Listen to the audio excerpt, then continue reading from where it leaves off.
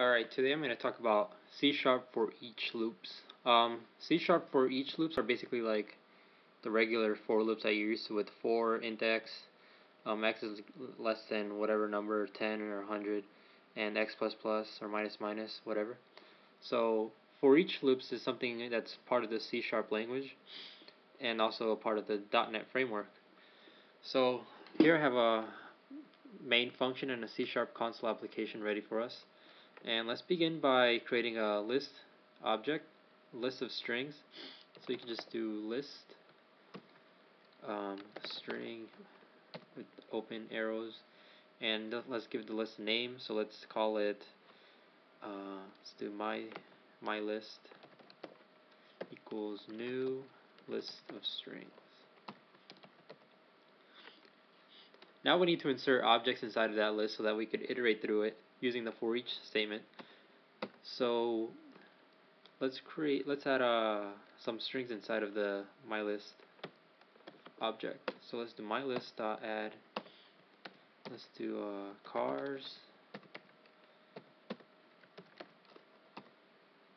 Let's do add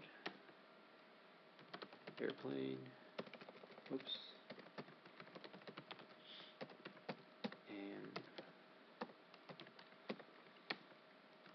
train.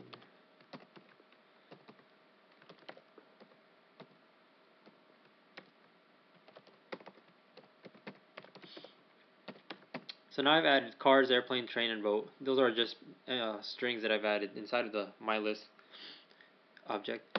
And now we're going to use a for each statement to iterate through them.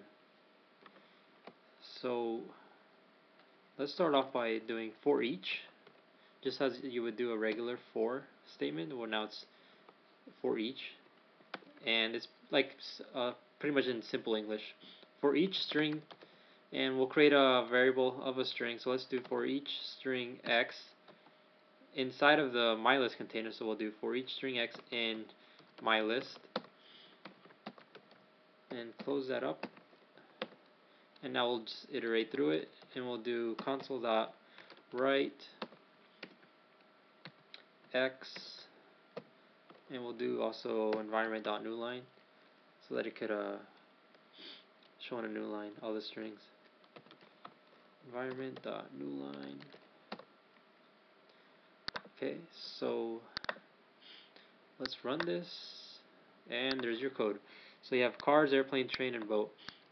So all you have is basically for each string x in my list, and do whatever you want. Here I'm just displaying it on the console window, and there's your results.